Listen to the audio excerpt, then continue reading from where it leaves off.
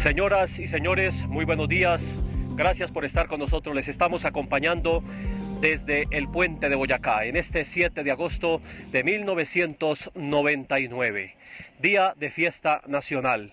Hoy estamos recordando una vez más los colombianos una de las más importantes batallas en la historia por la independencia de este territorio que hoy se llama Colombia. Pero también hoy se cumplen 180 años de vida del Ejército de Colombia, el 180º aniversario del Ejército Nacional de la República de Colombia. Y para entrar en materia, antes de que se haga presente en este sitio aquí el presidente de la República, Andrés Pastrana Arango, para acompañar al Ejército Nacional, yo quisiera hablar durante unos breves minutos con Eutimio Reyes, quien es presidente de la Sociedad Bolivariana de Boyacá, para que nos cuente, Eutimio, agradeciéndole su participación en este especial de Inravisión, ¿por qué fue tan importante esta batalla? Militarmente, políticamente, ¿qué fue lo que pasó aquí? Esta batalla del puente de Boyacá fue importante porque aquí se selló la libertad no tan solo de 5 repúblicas, como se dice, son las bolivarianas, sino de América. Vemos por la historia que en el Pantano de Vargas no hubo triunfos de ningún ejército, ni del español ni del patriota, y aquí se vino a decidir completamente, porque el ejército realista, aquí 25 oficiales, toda su oficialidad quedó prisionera, y el ejército realista quedó muerto y quedó prisionero.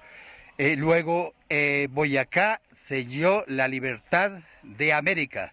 Y es importante políticamente porque a partir de esta fecha se organizó la República de Colombia o de la Gran Colombia, el sueño del libertador, con su presidencia del general la vicepresidencia del general Francisco de Paula Santander, sí. Y Bolívar continuó combatiendo, liberando a su patria Venezuela, luego fue al Ecuador con sí. Pichicha, Bombón. Yo quisiera preguntar desde mi ignorancia, para hacer un ejercicio que seguramente muchos televidentes están haciendo.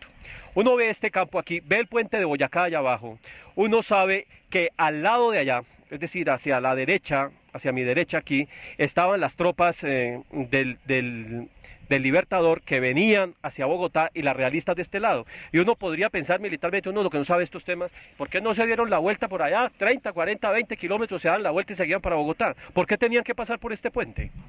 En esa época existía un camino que llamaban Real, un camino... Mirando por favor la cámara, Eutimio, gracias. Gracias. Un camino real que conducía de Tunja a Bogotá. Sí. La otra parte del río eran unos acantilados y el río en esas épocas era grande, era desbordado y el único paso que había expedito era el del camino real. Entonces el ejército realista pues iba rumbo a Santa Fe, Bogotá, para unirse con los ejércitos del brigadier Calzada y unir esas fuerzas y darle combate a Bolívar. Y hubiera ganado si logran unir los ejércitos de Barreira con los de Calzada, hubiera sido difícil haber dado la batalla definitiva. Tocaba Bolívar pasar por aquí de todas maneras, a la fuerza. Tenía que pasarse por acá, porque existía el puente ese que podía las gentes atravesar ese gran río Teatinos, que hoy como lo ve es un río de aguas mermadas, es una quebrada. ¿Cuántos hombres había de lado y lado? Bolívar tenía 2.800 hombres y 2.500 hombres tenía el ejército realista. El ejército realista había comenzado con unos 3.500 en el Pantano de Vargas, pero allí perdió más de 1.000 hombres más los heridos. En cambio Bolívar, que dio la batalla del Pantano de Vargas, tenía 2.500, pero con el reclutamiento de boyacenses y de gentes de la región comunera se alistaron cerca de 3.200 hombres. Podríamos seguir hablando mucho sobre la batalla de Boyacá, pero es para terminar en esta primera intervención con usted, Eutimio. ¿Cuánto duró esta batalla? Esta batalla duró tan solo 3 horas, de las 2:30 de la tarde a las 5 de la tarde. Fue una batalla rápida porque los españoles estaban desprevenidos. Usted sabe muy bien que Bolívar colocó un centro de inteligencia, de espionaje en Tunja. Le sirvieron los limosneros. También había un personaje típico que era don Julián Garzón, que era muy amigo del gobernador español Loño. Sí. Y el gobernador Loño había salido para Paipa a unirse con las fuerzas de Barreiro. Y este tal Julián era muy amigo de Loño y se le ofreció a Bolívar para hacerle un oficio, dijéramos, de espionaje. Y fue, y el ejército está en Motavita. Y Este hombre típico le llevó aguardiente, le llevó cosas y le esculcó toda la estrategia que tenía Barreiro. Barreiro manifestó en esos momentos. El helicóptero no nos deja un poco, pero ya seguimos. Barreiro le manifestó que no atacaría a Bolívar en Tuna, sino que iría directamente a Santa Fe de Bogotá. Mientras tanto, Julián Garzón le dijo que Bolívar estaba en Tuna bailando, que estaba muy feliz y estaban celebrando los 280 años de fundación de Tuna y que él estaba muy ocupado, que le gustaba mucho la fiesta, el baile. Y Barreiro, creyendo eso, emprendió entonces su marcha por detrás del Alto de San Lázaro, rumbo a Bogotá. Sucedió hace 180 años esa batalla tan importante y estamos ahora con un invitado, está el doctor Julio Barón Ortega, vicepresidente de la Academia de Historia y presidente de la Sociedad Nariñista de Bogotá. Doctor Barón Ortega, ¿cuáles fueron esos antecedentes de la campaña libertadora? Los antecedentes de la batalla de Libertadora fueron desde 1781, el impacto que se hizo en el Socorro con el movimiento libertador de entonces, propiciado especialmente por los socorranos, lo que fue importante y definitivo para iniciar en esa época el deseo de libertad. Posteriormente vienen las batallas de Nariño, que hermosamente abrió el portalón, digamos, de lo que fue realmente nuestra libertad nacional, víctima de tantas persecuciones que por eso no alcanzó a acompañar al Libertador posteriormente. Luego vienen las batallas de Venezuela y las batallas de los llanos de Casanare, en donde Bolívar alternativamente es derrotado por Morillo y por algunos otros jefes realistas en su patria venezolana. Y ya se acerca el año de 1818, cuando define con el ejército granadino que orientara Francisco de Paula Santander en los límites precisamente sobre nuestra tierra araucana, dar mutuamente, unificar el ejército libertador y empezar lo que podemos decir la campaña heroica. Bueno, doctor, dentro de esas múltiples personalidades que estuvieron acá hace 180 años estaban las mujeres, quienes jugaron definitivamente un papel muy importante en todo esto de la batalla del Puente de Boyacá.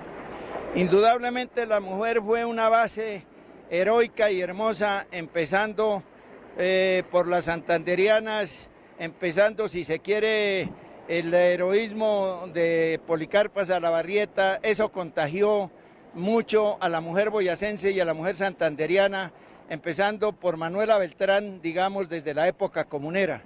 Nuestras mujeres llaneras, nuestras mujeres venezolanas, nuestras mujeres boyacenses se distinguieron trabajando al pie del ejército libertador con el título honroso de las Juanas.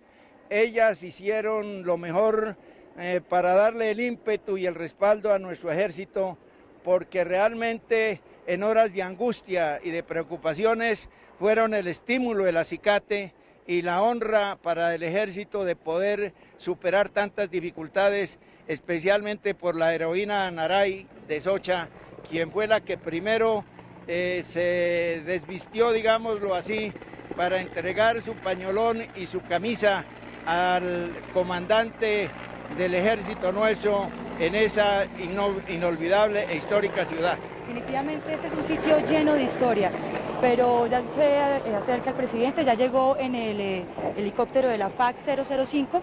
Vamos a invitar al general Fernando Tapias, comandante de las Fuerzas Militares, en esta fecha tan especial, el 180 años cumple el ejército. General Tapias, por favor, muchísimas gracias, bienvenido a esta transmisión contándole a los colombianos lo que está pasando aquí en el Puente Boyacá, este sitio tan histórico. 180 años después, general Tapias, ¿cómo se siente usted como comandante de las Fuerzas Militares?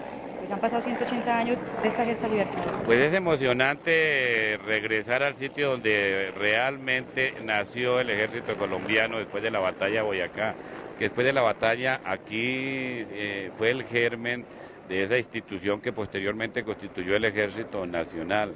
De manera que para todo soldado de la República este es un sitio de una importancia histórica trascendental.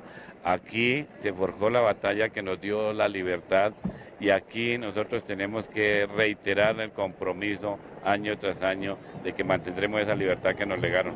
General Tapia, han pasado 180 años, ¿cuáles serían esos ingredientes que conserva el ejército 180 años después? Pues yo creo que los soldados de hoy en día son el fiel reflejo de los soldados de hace 180 años.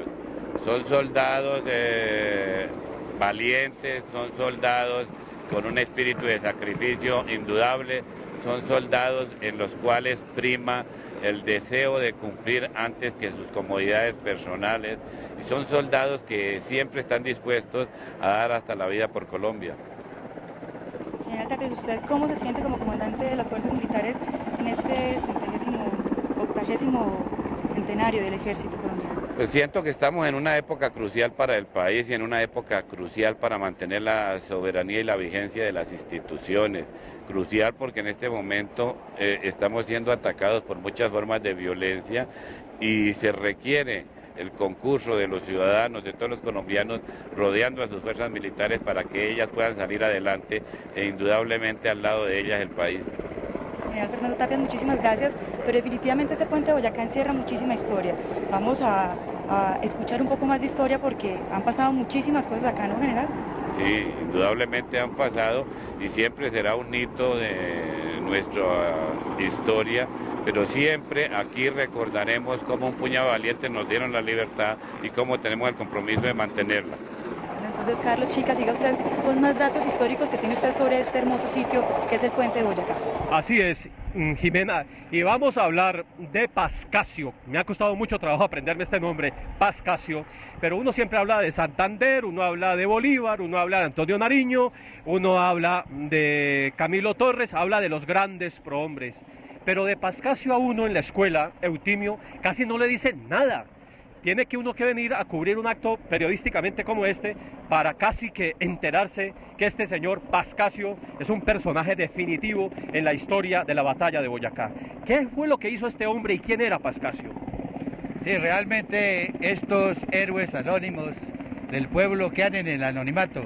Únicamente se destacan los grandes hombres, los generales, los que llevan los laureles de las victorias. Pedro Pascasio Martínez era un niño, tan solo de 12 años, que Bolívar prácticamente lo reclutó en Cerinza, o los padres don Mercedes Martínez y doña Concepción Rojas se lo entregaron al Libertador para que le sirviera de ordenanza, es decir, le cuidara los caballos. Y este muchacho entonces presenció la batalla del Pantano de Vargas y lo hago aquí en Puente de Boyacá. Bolívar le tenía el encargo que tan pronto terminaran las batallas, le llevara los caballos. Sí. Y entonces el muchacho con el negro José, un llanero de 19 años, se fueron a buscar el muchacho que estaba en esta región sur, Sí. de las Piedras de Barreiro, que hoy se llaman. Sí. Y allí divisaron que dos hombres se movían en la maleza debajo de una gran piedra. Y el negro José mató a un subalterno, a una escolta, dijéramos, de Barreiro, y Pedro Pascasio Martínez intimida a Barreiro con su lanza que lo hiere en la garganta, porque Barreiro tenía una gran coraza. ¿Es cierto que Pascasio fue sobornado por el general Barreiro? De ninguna manera, lo contrario. Sí, fue sobornado, Barreiro lo quiso sobornar. Le quiso entregar una faja de onzas, ¿no? Que los generales españoles cargaban una gran faja y le dijo, tenga esta faja de onzas y suéltame, déjame libre, porque yo soy el general Barreiro. Y el niño con toda entereza, recordando la educación de sus padres, ese sentido que tenían de honradez, entonces le dijo, siga conmigo o lo arreamos. Y así fue como unos instantes después, Pedro Pascasio Martínez entregó a Bolívar al general Barreiro. Bolívar estaba muy enfadado por la tardanza de su caballo llamado el Muchacho. O sea, Pascasio hoy por hoy es el prohombre, el prototipo de la lealtad, de la honestidad en un ejército cualquiera. Buena esa por Pascasio, cuyo busto ha sido justamente colocado aquí muy cerca del puente de Boyacá. Y vuelvo contigo, Jimena, porque vamos a tener un breve diálogo con el ministro de la Defensa, quien está allí muy cerca al sitio donde te encuentras en el puente de Boyacá. Veo que allá llega el ministro a 300 metros, lo estoy viendo abajo, allá donde tú estás con el ministro. Adelante, Jimena. Claro que sí, Carlos, además que usted tiene una hermosa vista desde allá. Tenemos entonces acá al señor ministro de Defensa. Señor ministro, muy buenos días, el doctor Luis Fernando Ramírez. Doctor Ramírez, ¿qué significa para usted el presenciar este aniversario, el número 180 del Ejército?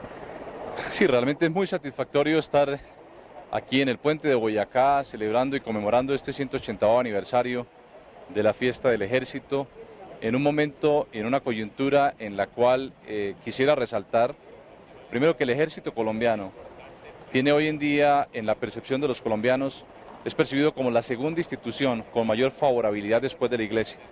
Este es un trabajo muy importante que quiero resaltar porque el Ejército, que en sus épocas ha tenido una imagen desfavorable, ha venido trabajando arduamente y realmente quiero decir que es el Ejército del pueblo y que en esta coyuntura difícil que afronta el país tiene en su ejército y en sus fuerzas militares una institución profesional que se está modernizando, que se está reestructurando y que sin duda va a responder a las necesidades de este país.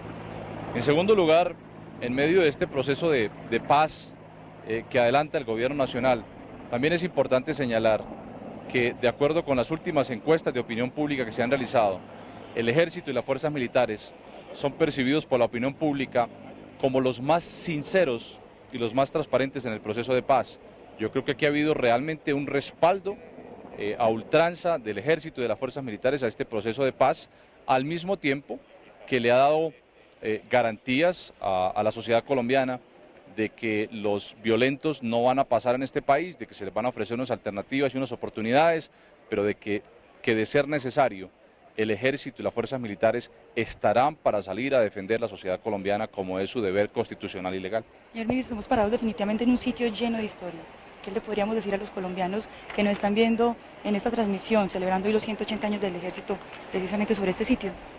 Bueno, es importante resaltar que hace 180 años, aquí precisamente en este sitio, se encontraban las fuerzas enemigas, del otro lado del río se encontraban nuestras fuerzas victoriosas, y realmente es un momento lleno de historia y es una gran satisfacción estar aquí hoy con el presidente y con los altos mandos y con muy buena parte de los compatriotas que nos acompañan en esta celebración que es una fiesta verdaderamente nacional para nosotros los colombianos. Señor ministro, muchísimas gracias. Lo invitamos entonces para que sigamos ahora en otro punto de la información con Carlos Chica, allí precisamente al lado del monumento hecho al general Bolívar. Carlos. Así es, y al lado de Clio, una de las musas de la guerra. Eutimio, tengo una gran curiosidad. Decíamos que tardíamente quizá le hemos hecho un tributo a este soldado anónimo. Ya hay un busto aquí muy cerca que podemos ver en las imágenes que nuestro realizador Eduardo nos mostraba hace un momento y que podríamos repetir en este momento. Pero ¿cómo fueron los días finales de este soldado anónimo? ¿Qué pasó finalmente con él? Él, después de la campaña de Boyacá, siguió hacia el sur, pero no se sabe los motivos por los cuales lo licenciaron en Honda, y él regresó entonces a su patria. Después vivió en el anonimato, después se dedicó a sus labores de leñador, y en 1785 unos parlamentarios de aquel entonces se preocuparon y supieron que había el niño héroe de Boyacá, y lo llevaron al Congreso para que hubiera un reconocimiento por parte de las altas cámaras, pero allí llegó el anciano ya encorvado de unos casi octogenario y no le pararon bolas a este muchacho, incrédulos los señores parlamentarios, y ya decepcionado el viejo Pedro Pascasio Martínez salía del recinto del Capitolio y vio en el mural la estampa del libertador Simón Bolívar, y él saliendo con gran hambre dijo: mi amo Bolívar.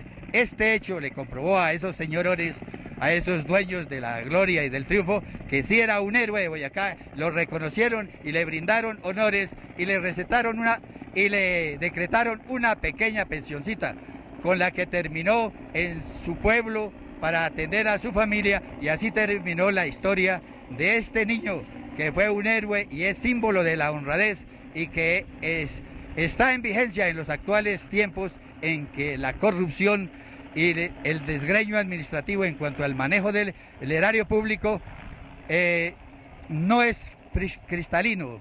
Entonces miremos a ese acto heroico y honrado de un niño de 12 años que no se deja sobornar ni servir de testaferro para dejar libre, por ejemplo, al gran Barreiro, que hubiera organizado los ejércitos en Santa Fe, Bogotá, y hubiera una contraofensiva que hubiera valido otra batalla en Santa Fe, Bogotá. Pues enhorabuena.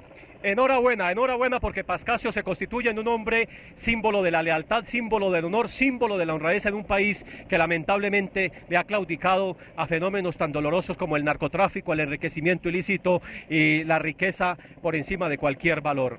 Hombres de honor, de eso deberíamos ser todos los colombianos. Esa es una meta que tienen los mandos militares, que ellos y todos sus hombres hoy sean hombres de honor.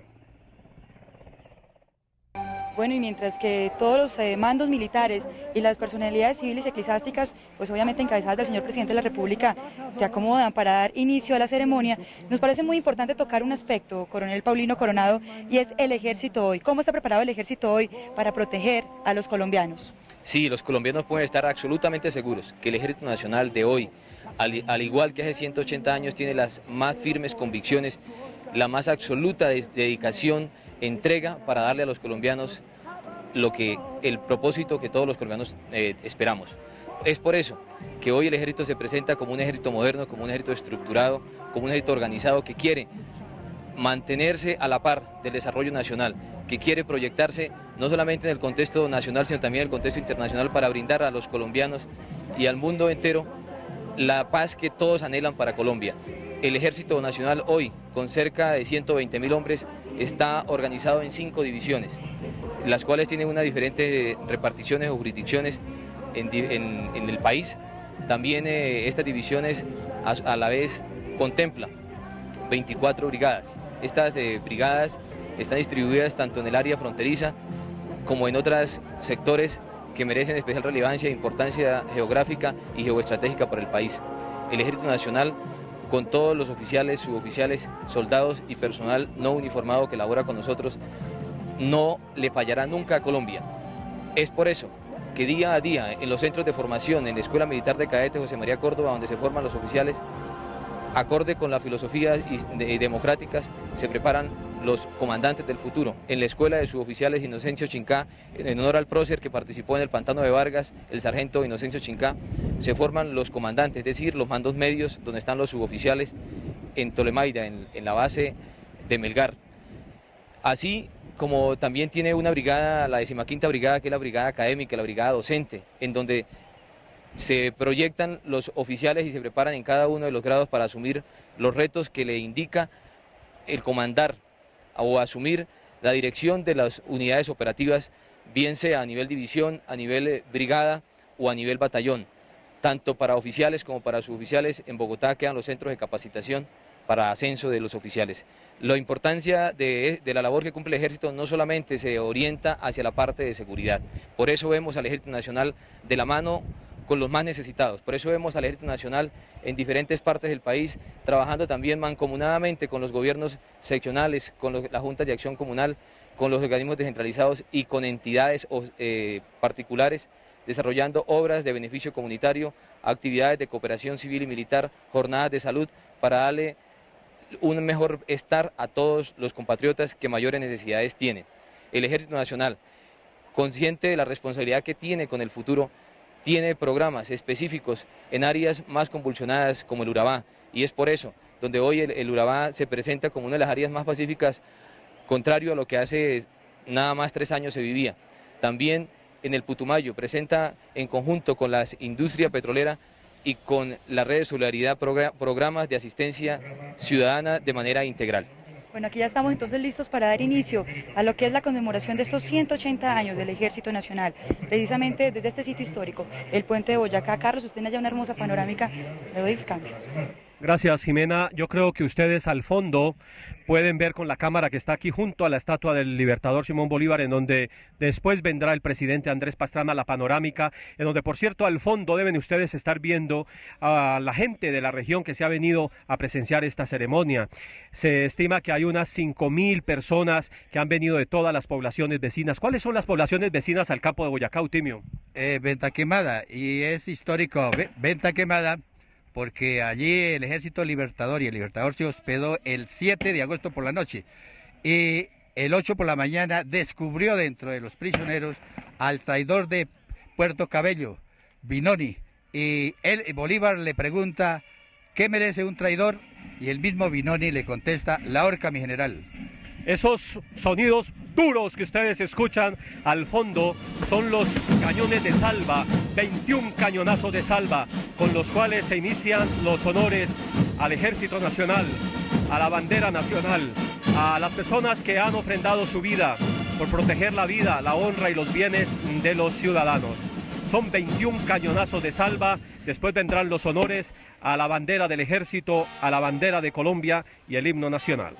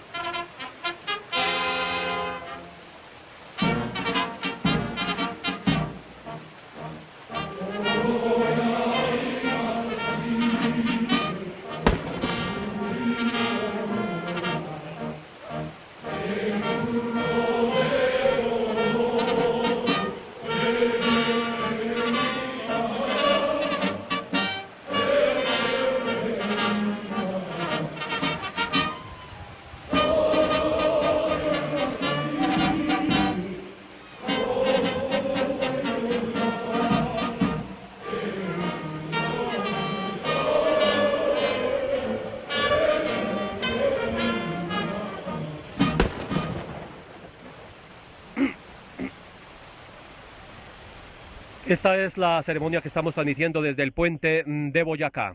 Una transmisión especial de Inravisión hoy 7 de agosto de 1999 con ocasión de cumplirse hoy el 180º aniversario de la creación del Ejército de Colombia. Vamos a escuchar ahora otros honores militares y Jimena con el coronel Coronado quizá nos puedan ilustrar sobre el sentido de estos himnos, el himno al Ejército Nacional, el himno al soldado, este tipo de ceremonias que a veces para nosotros los civiles que no hemos prestado servicio militar pueden resultar bastante incomprensibles. Jimena, sería interesante que en el momento en que se cumplen estos honores podamos tener estos elementos de información para los televidentes que nos acompañan en esta transmisión vía satélite desde el puente de Boyacá. Sí, precisamente, Carlos, acá estamos con el coronel Coronado observando esta ceremonia y él está dispuesto a hacer todas esas explicaciones sobre los honores y sobre este tipo de actos que se hacen en este tipo de ceremonias y más una ceremonia tan importante como los 180 años del Ejército Coronel.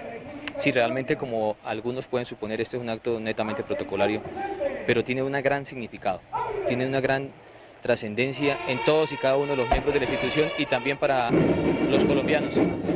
Ahora, cuando está rindiendo los honores al presidente, significa que todas las tropas, todos los miembros de la institución armada, de la fuerza pública de Colombia, le rinde obediencia, le acepta los preceptos establecidos en la Constitución Nacional de subordinación al presidente de la República, y por eso todos los estandartes rinden honores, los estandartes de las unidades, que son la representación de todos y cada uno de los oficiales, suboficiales, soldados y civiles que hacen parte de estas reparticiones, le rinden honores al presidente.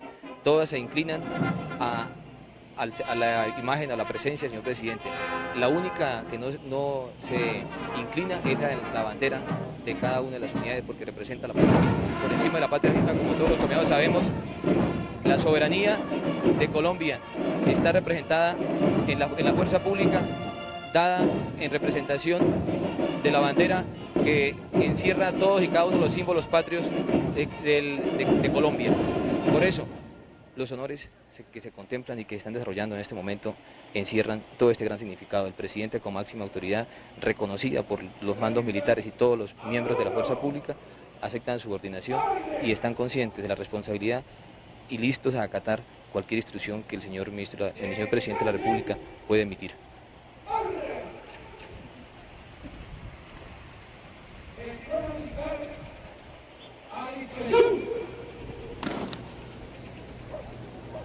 En este momento acaban de culminar los honores al señor presidente de la República. Sí, en este momento terminan los honores al presidente de la República, se dirige a la tribuna principal, la tribuna de honor, y se continúa con la ceremonia, en la cual contempla otros aspectos como son la imposición de condecoraciones a personalidades, altos mandos militares, a soldados, oficiales, suboficiales que se han destacado en el desarrollo de la vida nacional y en respaldo a la labor cumplida por el Ejército para brindar a los colombianos la seguridad que ellos esperan, y fieles al artículo 217 de la Constitución Nacional, están dispuestos a continuar con estas obligaciones, con estas responsabilidades propias de todos y cada uno de los soldados de Colombia. Los honores estuvieron a cargo de la Escuela Militar de Cadetes José María Córdoba, que es el alma mater del Ejército Nacional, Coronel Coronado. Sí, la Escuela Militar José María Córdoba es el destacamento que está aquí rindiendo los honores y que tiene la responsabilidad fundamental de la ceremonia militar, porque es la unidad insigne, la unidad donde se forman los comandantes. El significado es que ellos conducen a los hombres, que llevan a los hombres a cumplir la misión asignada por el pueblo colombiano a través de la Carta Magna. Y todos los que están aquí, los vemos con sus uniformes vistosos, que es el uniforme de gala de la Escuela Militar, están formándose para comandar, para llevar al éxito al ejército del siglo XXI. Con el pueblo coronel en este momento está haciendo lectura de un decreto donde se van a condecorar algunas personalidades. ¿Qué tipo de condecoraciones son estas las que se van a imponer en esta tarde? Sí, al igual que hace 180 años, cuando aquí también en este sitio el libertador Simón Bolívar consideró que era oportuno reconocer la labor de los próceres, de los héroes de esa época, y creó el distintivo Boyacá. Hoy también, en este momento, está leyendo el decreto que también la Presidencia de la República, como proyección de lo que fue el libertador. El doctor Pastrana representa el solio de los presidentes, él representa la máxima autoridad y confiere unas medallas, al igual que la distinción de Boyacá, que se creó en esta oportunidad hoy hace 180 años. Se están leyendo el decreto en el que se confiere. Escuchemos entonces el nombre de las personalidades que van a ser condecoradas con esta orden. Categoría de comendador: Coronel Luis Coronado León, Doctor Fernando Barrero Chávez. En la categoría de oficial: Mayor Pedro Restrepo Arboleda, Capitán César Enrique Gudín Hernández.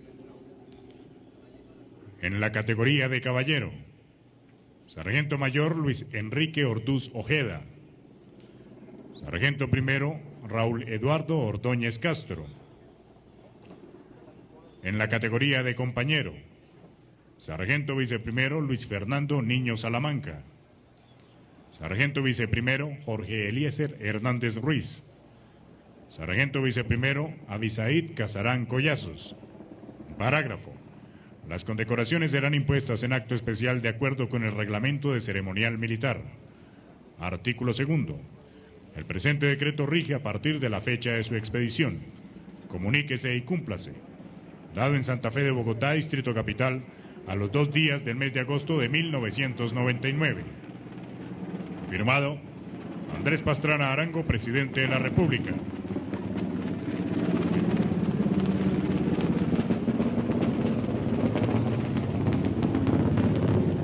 Luis Fernando Ramírez Acuña, ministro de Defensa Nacional. Imposición de las condecoraciones. Impone las condecoraciones el señor presidente de la República.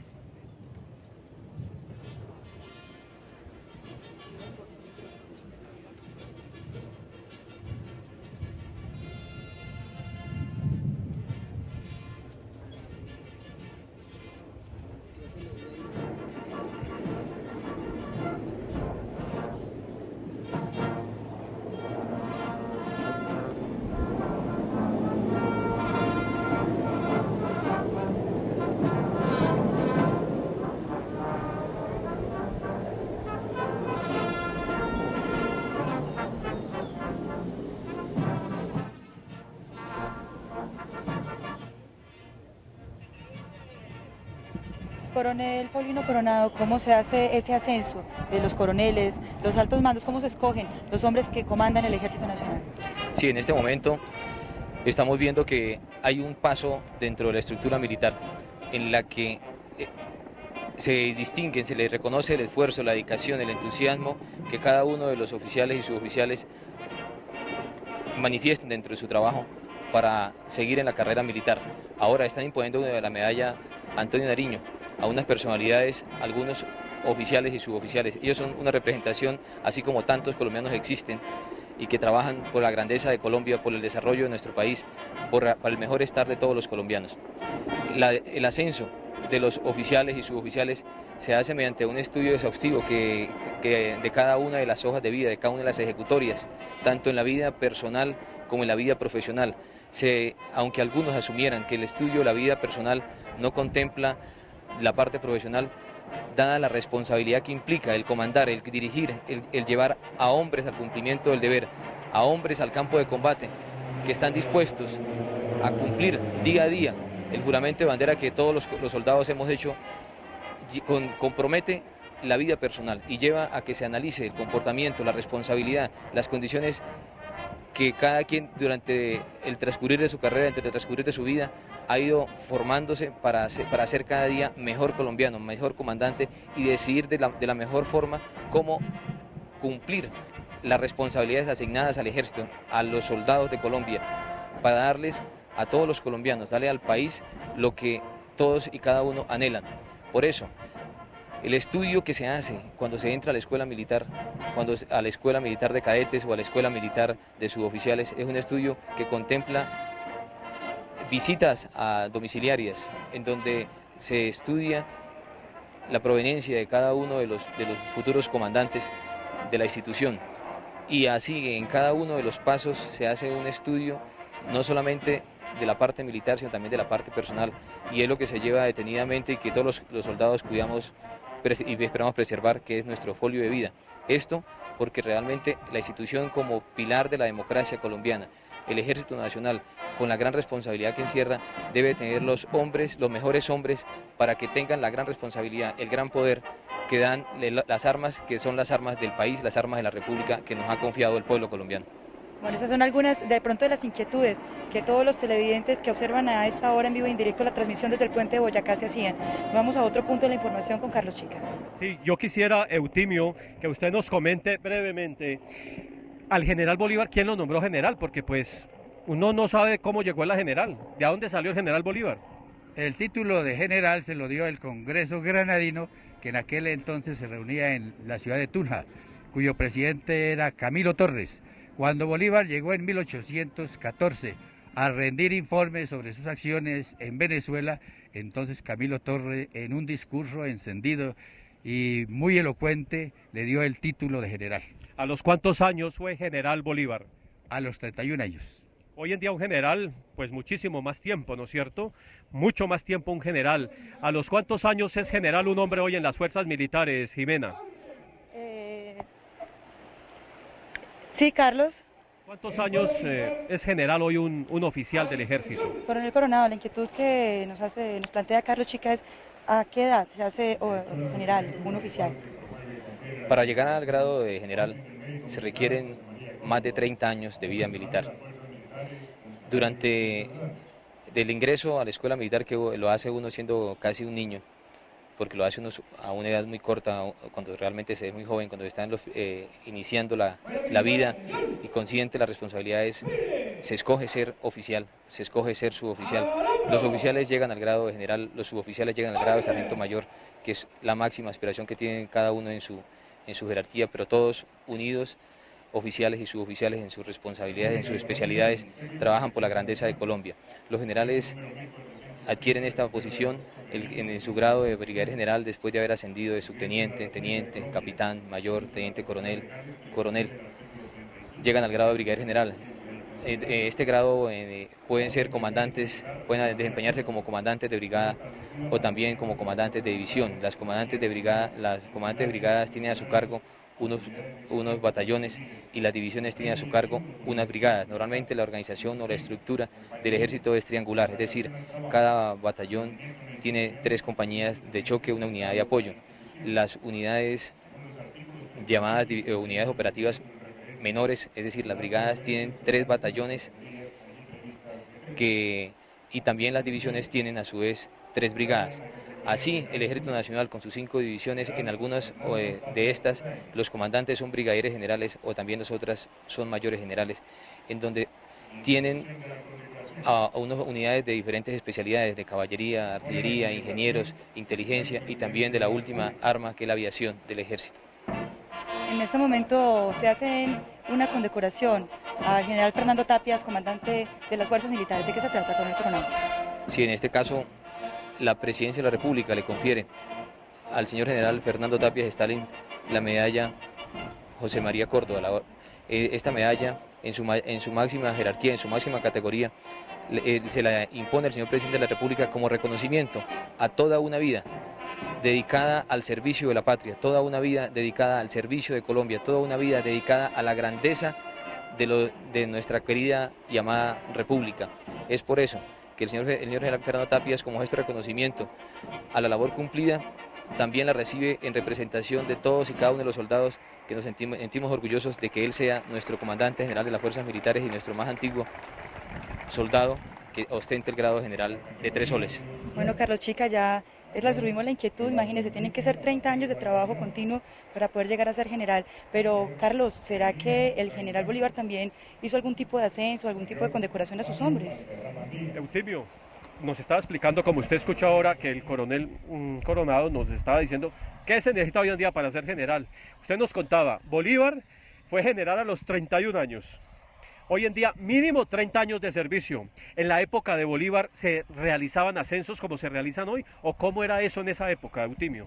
Los ascensos en esa época se hacían por acciones valerosas individuales. Total, por ejemplo, Rondón era un llanero, un soldado llanero, y en el Pantano de Vargas fue ascendido a teniente coronel por la acción valerosa con sus 14 lanceros. Salvador Salcedo aquí en el puente de Boyacá fue el primer soldado granadino que pasó el puente y Bolívar le dio el grado de capitán. Y al niño Pedro Pascasio Martínez lo ascendió aquí en el puente de Boyacá después de su acto glorioso y honroso de poner prisionero a Barrero, lo ascendió a sargento. En esa época era muy distinto. Ahora pues entiendo que es con años, con una trayectoria larga y con méritos, pero en aquella época de la libertaria, de la campaña libertadora, era por acciones heroicas y guerreras. ¿Cuántos generales llegó a haber en la época de Bolívar? ¿Usted recuerda, más o menos? Unos 10 generales que yo recuerde, ¿no? Por ejemplo, el general Bolívar, Santander, Anzoátegui, Jaime Rook, Sublet y Fulgencio Oleri era un general que era un periodista, que era como usted, Carlos Sáchica. Él iba con el Libertador en condición de periodista, de cronista, y él iba haciendo sus notas, sus crónicas, todo lo que pasaba por la ruta de Libertador, de sus 20 años de guerra.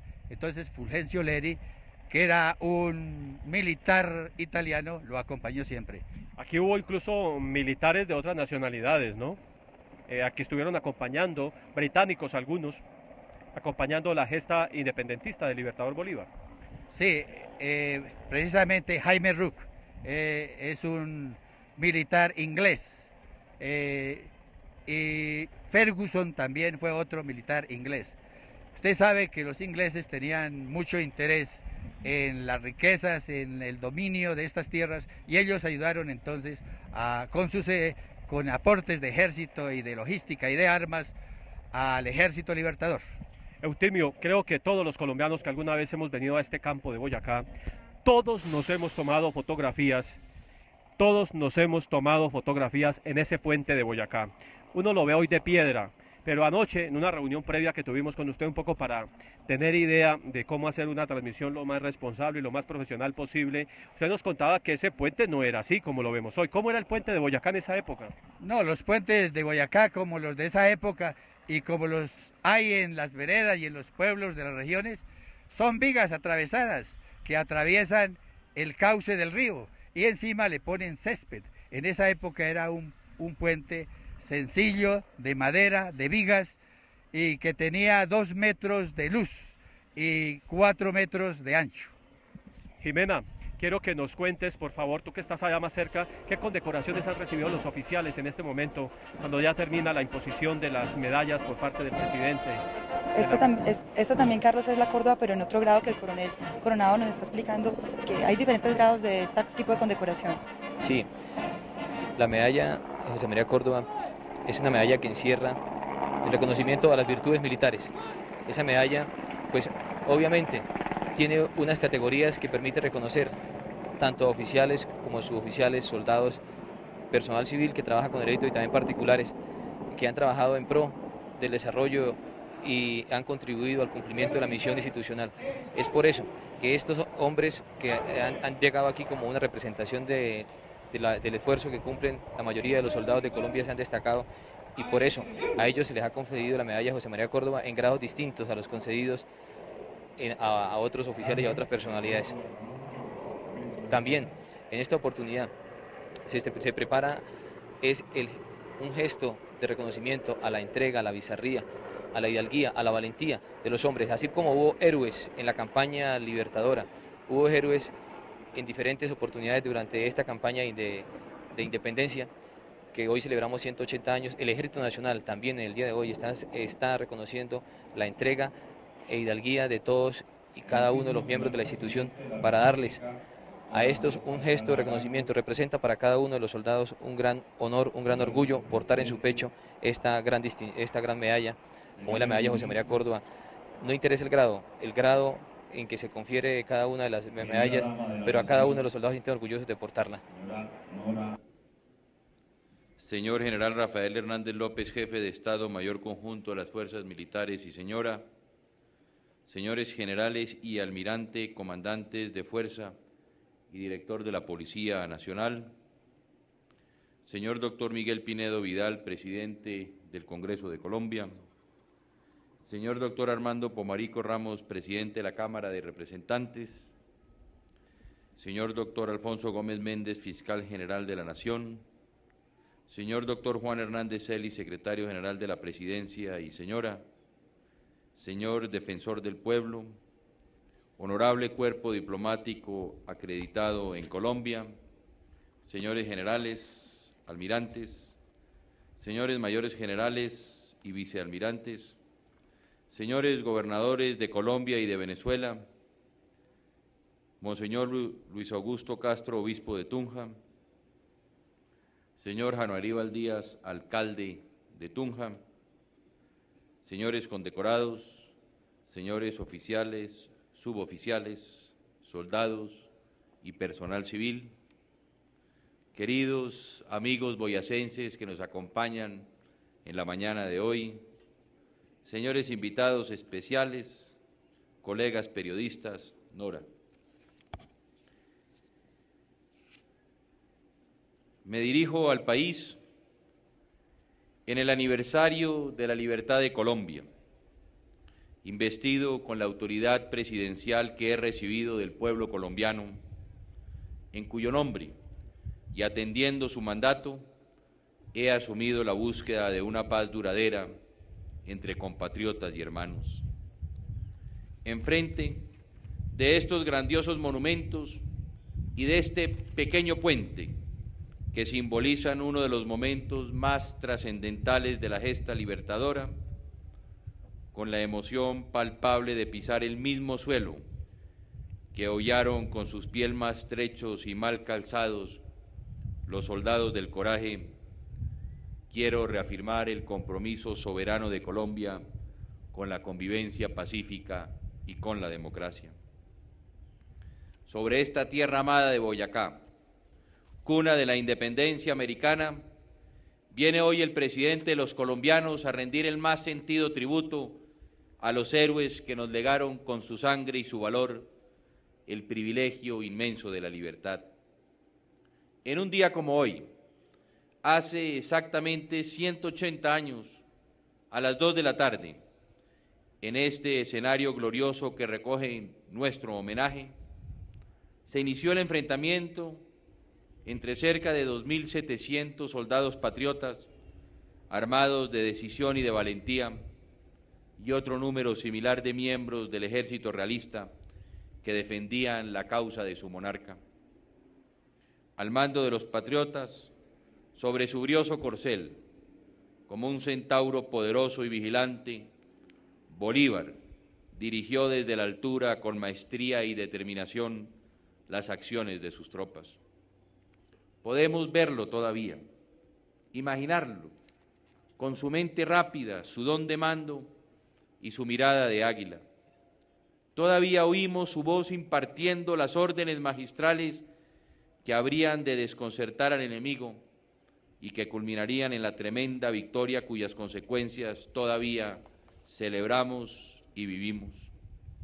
Su estatura moral se imponía sobre sus hombres, enfundado en un uniforme roto y manchado que dejaba ver las fatigas de las batallas y los extenuantes recorridos que lo habían llevado a él y a sus hombres en solo 72 días, desde Matecal hasta ese momento culminante de su vida y de su tarea libertadora.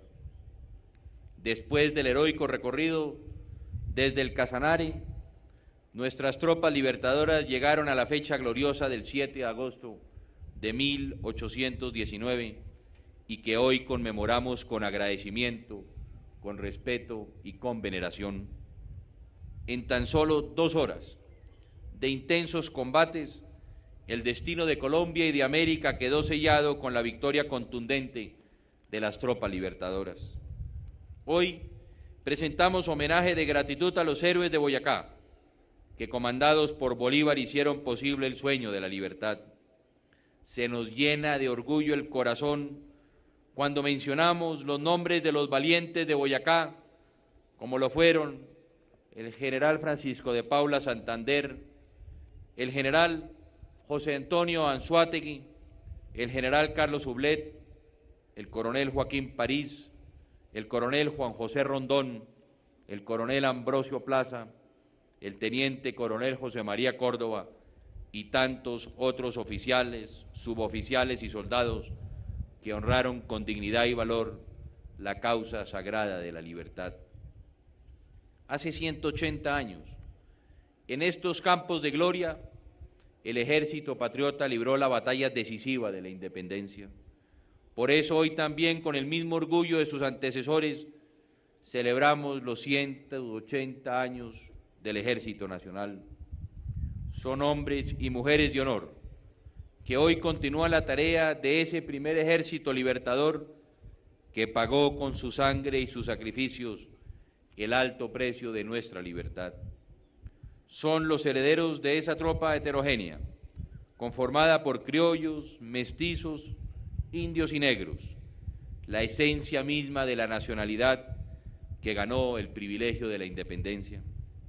Un ejército que mantiene sobre las bases de su tradición histórica el compromiso indeclinable de respetar y de defender la democracia, de respetar los derechos humanos, luchar por la paz y perseverar la libertad que con tanto esfuerzo se ganó en estas tierras.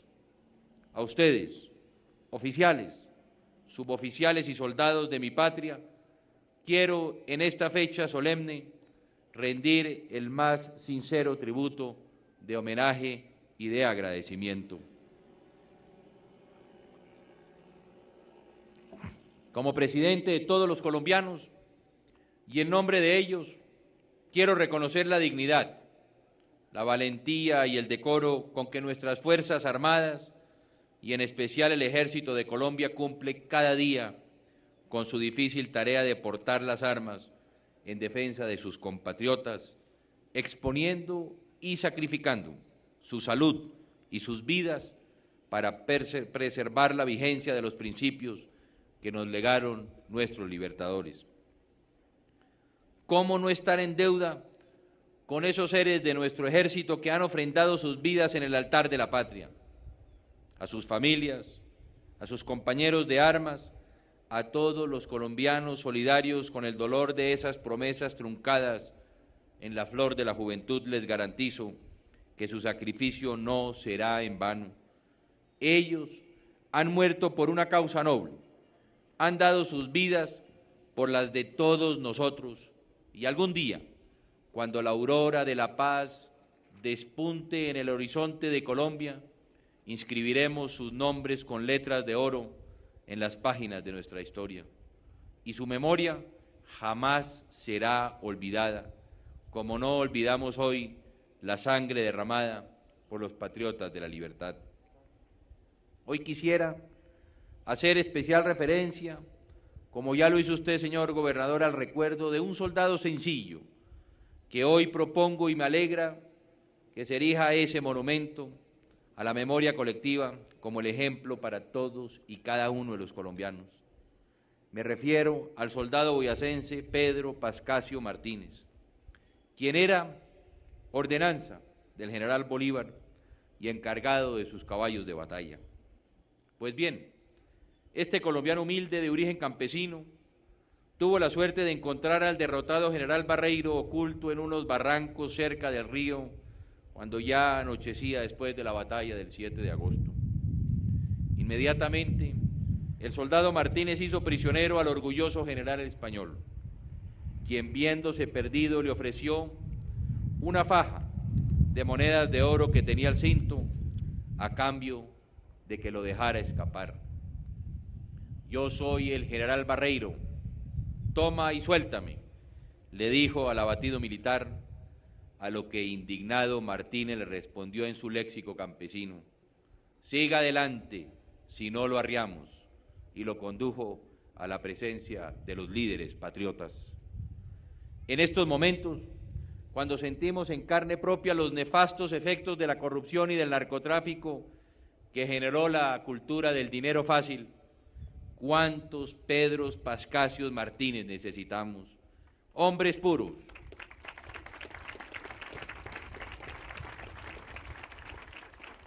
hombres puros, de principios morales, conscientes de su papel en la preservación de la sociedad y el desarrollo de su país, hombres de honor, que no manchan su moral por unas onzas de oro, hombres de cristal transparentes que puedan ver con ojos claros y sin vergüenza a sus propios hijos. Yo creo en la honradez y siento la solidaridad de la inmensa mayoría de los colombianos, herederos morales del soldado Pedro Pascasio Martínez. A ellos acudo para que continuemos y avancemos aún más en los propósitos de transparencia y en la lucha contra la corrupción en la que está empeñado mi gobierno. Hace un año, cuando asumí ante Dios y el pueblo colombiano la enorme responsabilidad de dirigir su destino, me comprometí con la recuperación de los valores de la sociedad y con la persecución de los corruptos y el rescate de la honradez públicas. Pero todos los esfuerzos serán vanos si no van acompañados de una voluntad de colaboración y denuncia por parte de todos y cada uno de los colombianos, porque los corruptos se alimentan del silencio y las sombras, pero nunca podrán triunfar bajo la luz del sol. Por eso este día, a pocos pasos del lugar donde el soldado Pedro Pascasio Martínez hace 180 años rechazara el soborno ofrecido por el general Barreiro, quiero invitar a todos mis compatriotas a convertir su figura en un ejemplo de lo que debe ser la conducta intachable de los colombianos.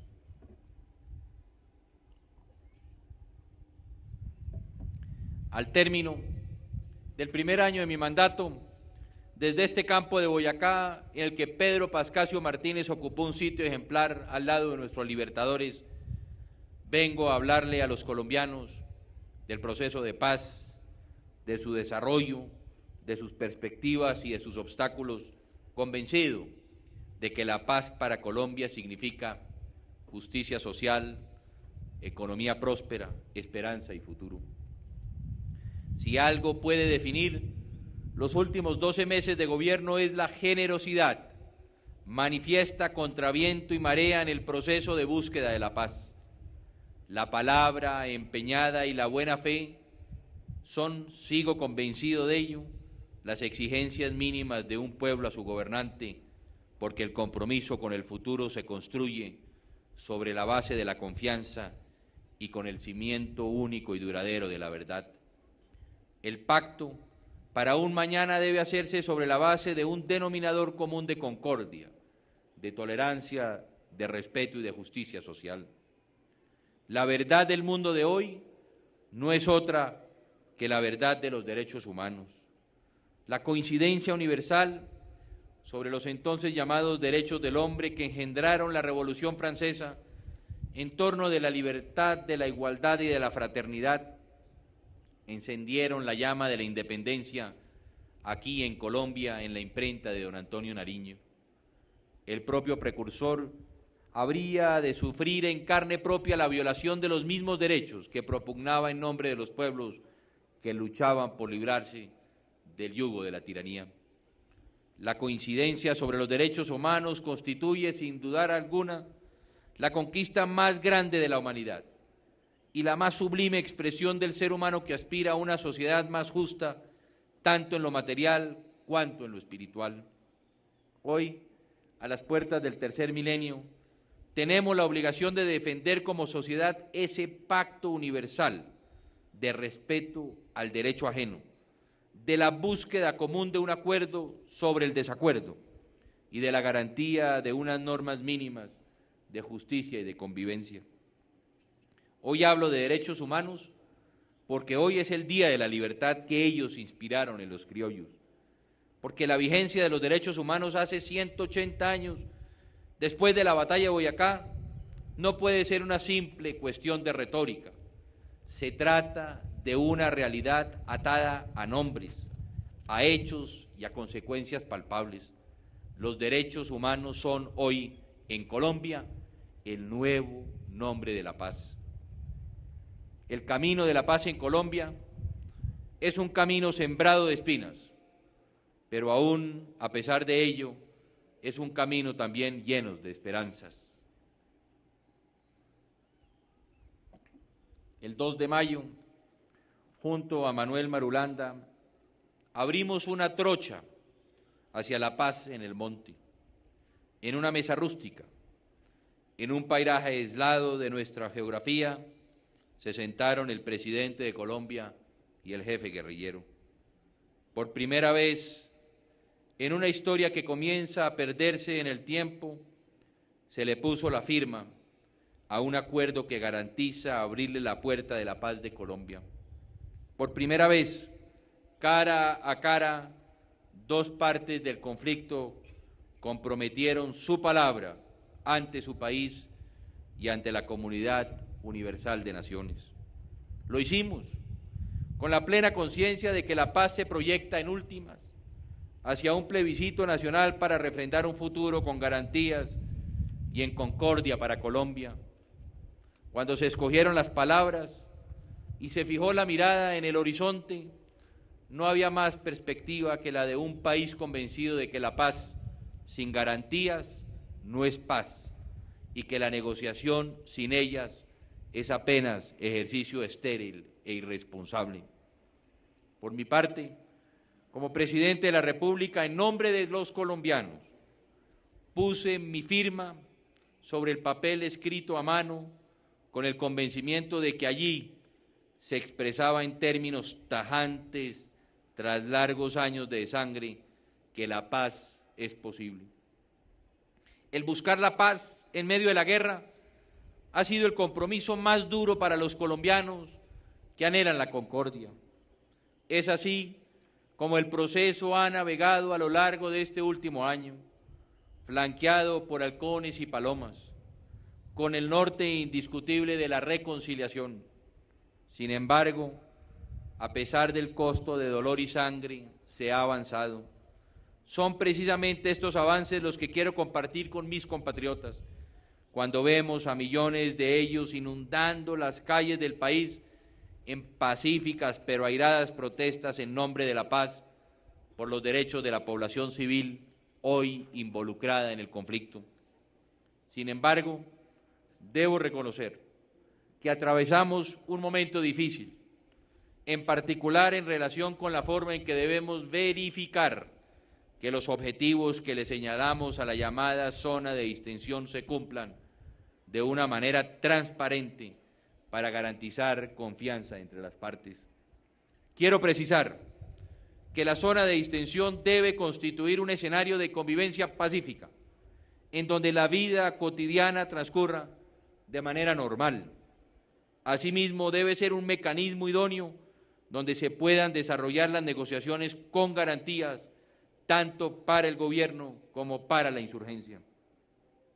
Los habitantes de los municipios que se encuentran en la zona de distensión deben tener la absoluta garantía para el ejercicio de los derechos y libertades fundamentales, los cuales no pueden verse limitados por las negociaciones de paz.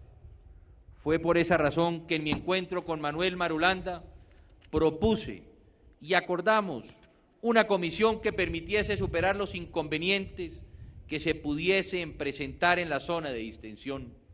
Sin embargo, su implementación ha encontrado algunos obstáculos. La verificación dentro de este contexto es una calle de doble vía, diseñada por consenso, en la que no caben las nociones de ventajas a favor de una ni desequilibrios en contra de otra de las partes. Solo así podremos construir la confianza necesaria para la verdadera reconciliación entre todos los colombianos. Tengo la certeza de que la oportunidad que hemos construido merece el apoyo de todos mis compatriotas, pero con unas reglas que nos den la seguridad de que el proceso avanza con paso firme. Por ello, deseo, al reiterar la voluntad de paz de mi gobierno, señalar que estamos dispuestos a encontrar fórmulas que nos permitan superar la coyuntura actual. La puerta sigue abierta. En este sentido, he dado instrucciones para que dentro del espíritu del derecho internacional humanitario, en especial en las normas previstas en el Protocolo 2, adicional a los convenios de Ginebra, que no es otra cosa que la definición de las normas mínimas para la humanización del conflicto interno, encontremos mecanismos que faciliten el cumplimiento de lo acordado en la zona de distensión. Debo recordar que históricamente fueron precisamente los grupos insurgentes quienes más insistieron en la aceptación de estos protocolos. Eso sí, no puede existir ninguna duda ni en Colombia, ni en la comunidad internacional, que el decreto que dentro del marco de la Constitución y de la ley establece la zona de distensión es un acto de reafirmación de la soberanía de Colombia en todo su territorio. También les quiero recordar a los colombianos que cuando el presidente de Colombia habla de verificación, lo hace sin rodeos ni ambigüedades, y lo hace convencido de la necesidad de sustraer del conflicto a la gran masa de colombianas y de colombianos cobijada bajo el concepto de población civil, que no es más que otra expresión para referirse al común de nuestras gentes, a nuestros vecinos, a nuestros amigos, a nuestros padres y a nuestros hermanos. interpreto el sentimiento de todos ellos. No queremos más violencia, no queremos más secuestros ni extorsiones, no queremos más atentados contra la vida ni actos terroristas. Colombia necesita expresiones que demuestren una auténtica voluntad de paz. Al cumplirse el primer año de mi gobierno, quiero pedirle a los colombianos perseverar en la dura pero esperanzada búsqueda de la paz, de la misma manera que me dirijo a la insurgencia guerrillera para recordarles sus compromisos. Involucrar a la población civil en el conflicto es robarle al país la ilusión, es combatir contra el empleo, la reactivación económica y el desarrollo social, es sabotear la reconstrucción de un país cansado de corrupción y de saqueo, es desafiar a los millones de colombianos que armados solamente con sus pañuelos blancos salen a las calles a decir no más. La población civil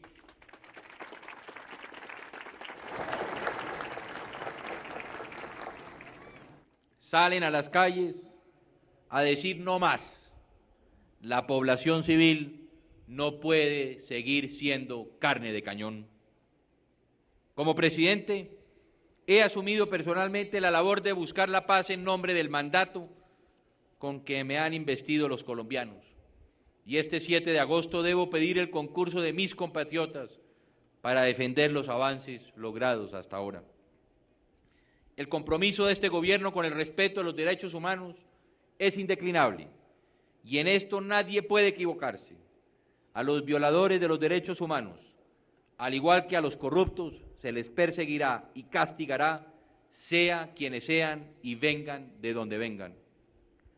En este Día de la Libertad, mi corazón y el de mi patria se encuentra de manera especial con todos los colombianos y colombianas secuestrados.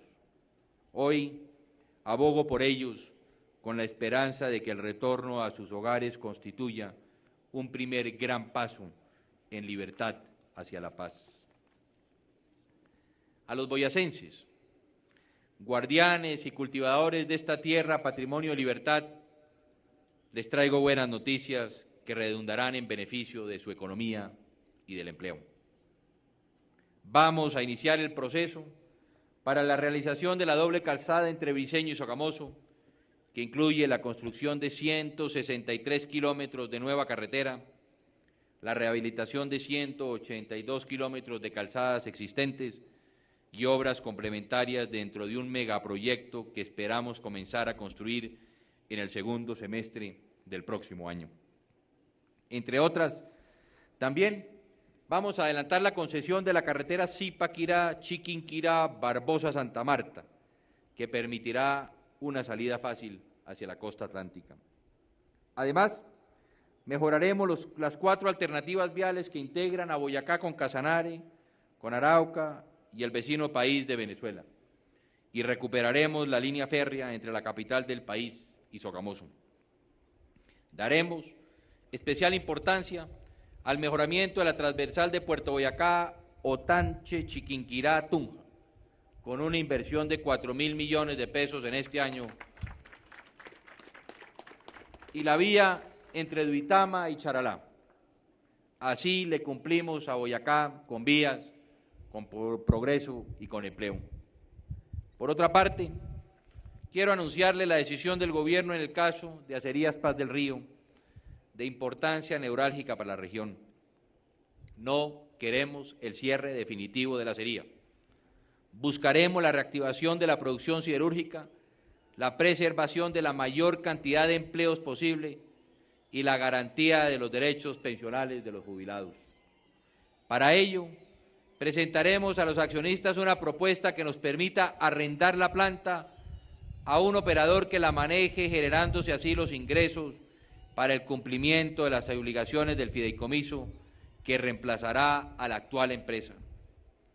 El Instituto de Fomento Industrial financiará con 15.000 millones de pesos el inicio de operaciones del nuevo esquema productivo. Así rescataremos de su postración actual esta siderúrgica que ha sido por tantos años símbolo de la pujanza boyacense, y buscaremos que la nueva operación productiva contrate a la mayoría de los actuales empleados. La batalla de Boyacá.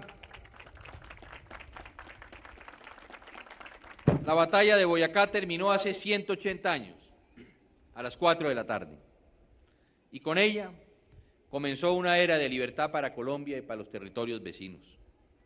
Pero las batallas por el bien común no han terminado. Hoy los enemigos no son tropas extranjeras, sino otros tal vez más funestos y más peligrosos. La guerra hoy es contra la corrupción, la guerra es contra el desempleo, la guerra es contra la pobreza y contra el secuestro y la violencia en todos sus aspectos. Es una lucha de múltiples batallas en las que está empeñado mi gobierno y en la que espero contar con el apoyo y la acción decidida de todos los colombianos. Hemos avanzado ya un camino importante con grandes logros y también con grandes dificultades, pero queda un buen trecho por recorrer. Como los tenaces patriotas, estamos descendiendo ya las duras estribaciones del páramo de Pisba, pero tengo la seguridad de que con la ayuda y con el sacrificio de todos hemos de llegar pronto al cumplimiento de nuestros sueños. Cuando Bolívar vio perdida la batalla del Pantano de Vargas, se acercó a él el intrépido coronel Rondón y le dijo: ¿cómo se ha de perder si ni yo ni mis valientes jinetes hemos peleado? Y gracias a su carga de valor, la batalla se convirtió en un rotundo éxito. A todos los colombianos que desesperan y que se dejan llevar por el pesimismo contagioso de la crisis, les repito hoy esas mismas palabras: ¿cómo la vamos a perder si no hemos peleado? Vamos todos juntos, avancemos de frente hacia el progreso y la paz. Hemos dado ya pasos trascendentales durante este año y ya se avisoran épocas mejores, así que adelante.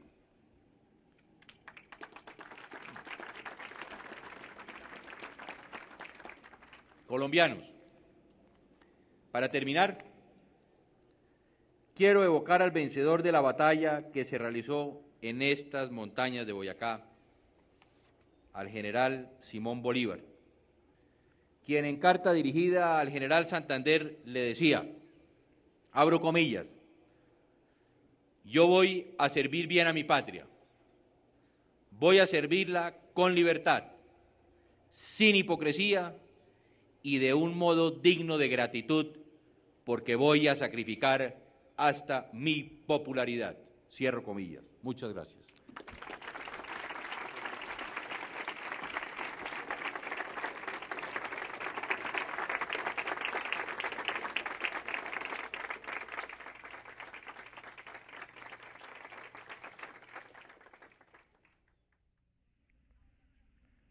Estas han sido las palabras del presidente Andrés Pastrana un año después de iniciado su mandato como presidente de la República de Colombia. El movimiento libertador de entonces, propiciado especialmente por los socorranos, lo que fue importante y definitivo para iniciar en esa época el deseo de libertad. Posteriormente vienen las batallas de Nariño, que hermosamente abrió el portalón, digamos, de lo que fue realmente nuestra libertad nacional, víctima de tantas persecuciones que por eso no alcanzó a acompañar al Libertador posteriormente. Luego vienen las batallas de Venezuela y las batallas de los llanos de Casanare, en donde Bolívar alternativamente es derrotado por Morillo y por algunos otros jefes realistas en su patria venezolana, y ya se acerca el año de 1818, cuando define con el ejército granadino que orientara Francisco de Paula Santander, en los límites precisamente sobre nuestra tierra araucana, dar mutuamente, unificar el Ejército Libertador y empezar lo que podemos decir la campaña heroica. Bueno, doctor, dentro de esas múltiples personalidades que estuvieron acá hace 180 años estaban las mujeres, quienes jugaron definitivamente un papel muy importante en todo esto de la batalla del Puente de Boyacá. Indudablemente la mujer fue una base heroica y hermosa, empezando por las santanderianas, empezando, si se quiere, el heroísmo de Policarpa Salabarrieta. Eso contagió mucho a la mujer boyacense y a la mujer santanderiana, empezando por Manuela Beltrán, digamos, desde la época comunera. Nuestras mujeres llaneras, nuestras mujeres venezolanas, nuestras mujeres boyacenses se distinguieron trabajando al pie del Ejército Libertador con el título honroso de las Guanas. Ellas hicieron lo mejor para darle el ímpetu y el respaldo a nuestro ejército, porque realmente... A su patria, Venezuela, luego fue al Ecuador con Pichicha, Bombón. Yo quisiera preguntar desde mi ignorancia, para hacer un ejercicio que seguramente muchos televidentes están haciendo. Uno ve este campo aquí, ve el puente de Boyacá allá abajo, uno sabe que al lado de allá, es decir, hacia la derecha, hacia mi derecha aquí, estaban las tropas del Libertador que venían hacia Bogotá y las realistas de este lado. Y uno podría pensar militarmente, uno lo que no sabe estos temas, ¿por qué no se dieron la vuelta por allá? 30, 40, 20 kilómetros se dan la vuelta y seguían para Bogotá. ¿Por qué tenían que pasar por este puente? En esa época existía un camino que llamaban Real. Un camino... Mirando por favor la cámara, Eutimio, gracias. Gracias. Un camino real que conducía de Tunja a Bogotá. Sí. La otra parte del río eran unos acantilados y el río en esas épocas era grande, era desbordado y el único paso que había expedito era el del Camino Real. Entonces el ejército realista pues iba rumbo a Santa Fe, Bogotá, para unirse con los ejércitos del brigadier Calzada y unir esas fuerzas y darle combate a Bolívar. Y hubiera ganado si logran unir los ejércitos de Barreira con los de Calzada, hubiera sido difícil haber dado la batalla definitiva. Tocaba Bolívar pasar por aquí de todas maneras, a la fuerza. Tenía que pasarse por acá, porque existía el puente ese, que podía las gentes atravesar ese gran río Teatinos, que hoy como lo ve, es un río de aguas mermadas, es una quebrada. ¿Cuántos hombres había de lado y lado? Bolívar tenía 2.800 hombres. Y 2.500 hombres tenía el ejército realista.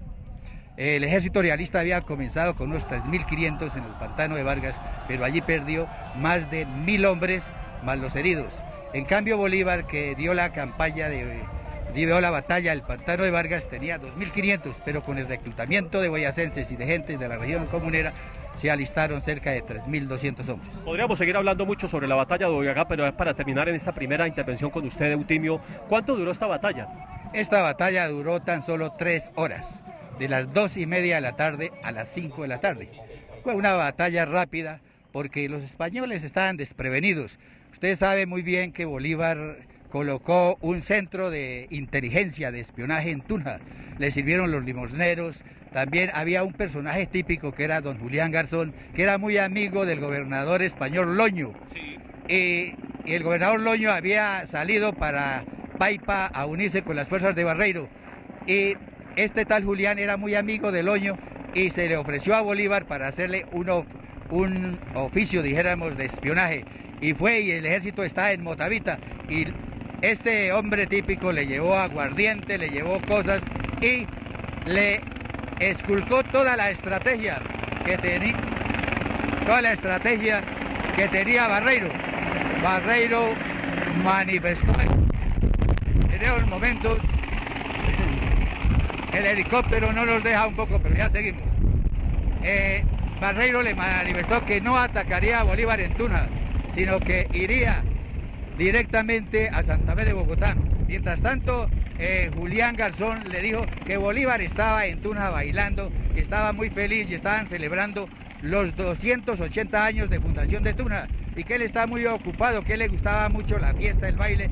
Y Barreiro, creyendo eso, emprendió entonces su marcha por detrás del Alto de San Lázaro rumbo a Bogotá. sucedió hace 180 años, esa batalla tan importante. Y estamos ahora con un invitado, está el doctor Julio Barón Ortega, vicepresidente de la Academia de Historia y presidente de la Sociedad Nariñista de Bogotá. Doctor Barón Ortega, ¿cuáles fueron esos antecedentes de la campaña libertadora? Los antecedentes de la batalla de Libertadora fueron desde 1781, el impacto que se hizo en el Socorro en horas de angustia y de preocupaciones fueron el estímulo del acicate y la honra para el ejército de poder superar tantas dificultades, especialmente por la heroína Naray de Socha, quien fue la que primero se desvistió, digámoslo así, para entregar su pañolón y su camisa al comandante del ejército nuestro en esa inolvidable e histórica ciudad. Definitivamente este es un sitio lleno de historia, pero ya se acerca el presidente, ya llegó en el helicóptero de la FAC 005. Vamos a invitar al general Fernando Tapias, comandante de las fuerzas militares, en esta fecha tan especial, el 180 años cumple el ejército. General Tapias, por favor. Muchísimas gracias, bienvenido a esta transmisión contándole a los colombianos lo que está pasando aquí en el Puente Boyacá, este sitio tan histórico. 180 años después, General Tapias, ¿cómo se siente usted como comandante de las fuerzas militares? Pues han pasado 180 años de esta gesta libertadora. Pues es emocionante regresar al sitio donde realmente nació el ejército colombiano después de la batalla de Boyacá, que después de la batalla aquí fue el germen de esa institución que posteriormente constituyó el Ejército Nacional. De manera que para todo soldado de la República este es un sitio de una importancia histórica trascendental. Aquí se forjó la batalla que nos dio la libertad y aquí nosotros tenemos que reiterar el compromiso año tras año de que mantendremos esa libertad que nos legaron. General Tapias, han pasado 180 años, ¿cuáles serían esos ingredientes que conserva el ejército 180 años después? Pues yo creo que los soldados de hoy en día son el fiel reflejo de los soldados de hace 180 años.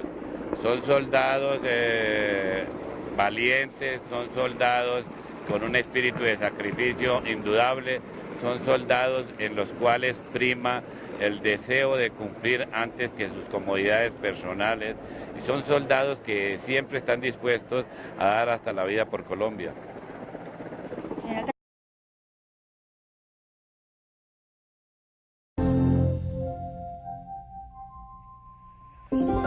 Señoras y señores, muy buenos días. Gracias por estar con nosotros. Les estamos acompañando desde el Puente de Boyacá en este 7 de agosto de 1999, día de fiesta nacional.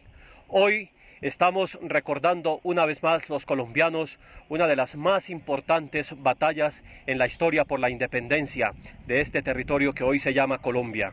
Pero también hoy se cumplen 180 años de vida del Ejército de Colombia, el 180º aniversario del Ejército Nacional de la República de Colombia. Y para entrar en materia, antes de que se haga presente en este sitio aquí el presidente de la República, Andrés Pastrana Arango, para acompañar al Ejército Nacional, yo quisiera hablar durante unos breves minutos con Eutimio Reyes, quien es presidente de la Sociedad Bolivariana de Boyacá, para que nos cuente, Eutimio, agradeciéndole su participación en este especial de Inravisión, ¿por qué fue tan importante esta batalla? Militarmente, políticamente, ¿qué fue lo que pasó aquí? Esta batalla, el Puente de Boyacá, fue importante porque aquí se selló la libertad no tan solo de 5 repúblicas, como se dice, son las bolivarianas, sino de América. Vemos por la historia que en el Pantano de Vargas no hubo triunfos de ningún ejército, ni del español ni del patriota, y aquí se vino a decidir completamente, porque el ejército realista, aquí 25 oficiales, toda su oficialidad quedó prisionera, y el ejército realista quedó muerto y quedó prisionero. Luego Boyacá selló la libertad de América. Y es importante políticamente porque a partir de esta fecha se organizó la República de Colombia o de la Gran Colombia, el sueño del libertador, con su presidencia del general la vicepresidencia del general Francisco de Paula Santander, sí. Y Bolívar continuó combatiendo, liberando.